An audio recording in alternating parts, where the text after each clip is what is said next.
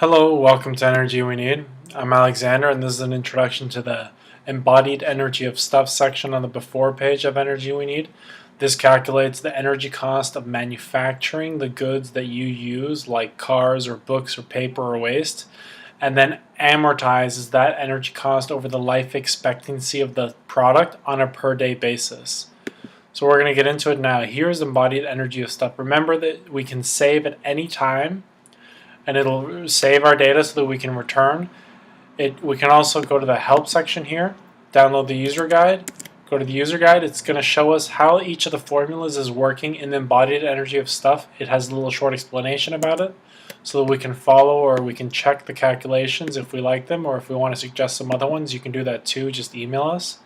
So the first category is paper, magazines, and newspapers. Here's the New York Times. You get 5 per week. You're the one who reads them. That's how much energy costs. If you share it between a family of 5, the cost is allocated between each of you. You could also add how much paper we print each day or each week. That'll be added here as well.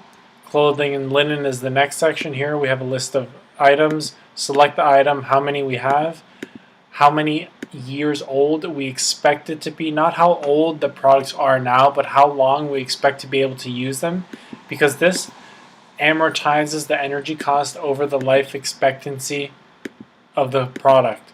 So here, if we have a bed and mattress, we have 20 of them. Better example, suppose we have jackets. We have 20 jackets. Each of them lasts 1 year. That's a lot of energy, but if we expect that our jacket is going to last for 10 years, then it's split over those 10 years. Here's miscellaneous. Here's a car. It weighs this much. We have this many items. This is how many years we expect the car to last for 16 years. We are using it between 3 of us. If you have for a family, or if you're the only user, it'll change the embodied energy and amortization of that energy. Again, building materials. There's some other stuff besides cars, like furniture, sporting equipment, and metal furniture. Building material, here we can try and factor in the energy cost of the building that we live in. And so we can enter the material on a weight basis or a foot basis. Here we have square foot or weight, so that's a volume or weight basis. If we were to go up here and we were to change to the metric system, now down here in embodied energy of stuff, we'd be entering the things, we would be entering in the building material on a kilogram or meter squared basis. So you can use either. We expect, let's say we expect the material, i.e. the building, to last for 50 years, and it's going to have an average occupancy of 10. If I live in an apartment building, I only live 2 people in my apartment, but the building has 10, let's say. It's going to distribute it for each person in the building. So you can figure out how you want to do the calculation.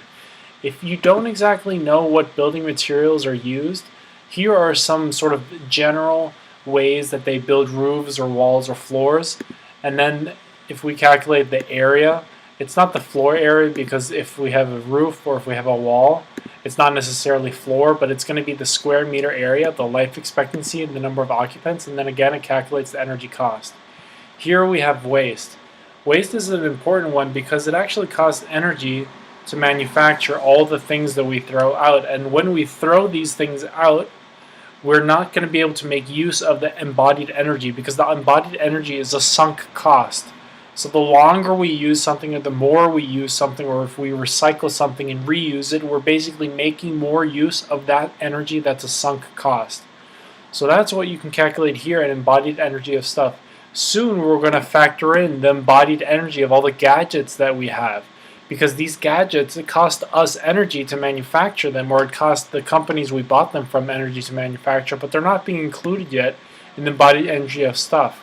But soon we're going to factor that in, and then we can amortize the energy cost of all the things that we have in this database. So that's going to be incorporated soon.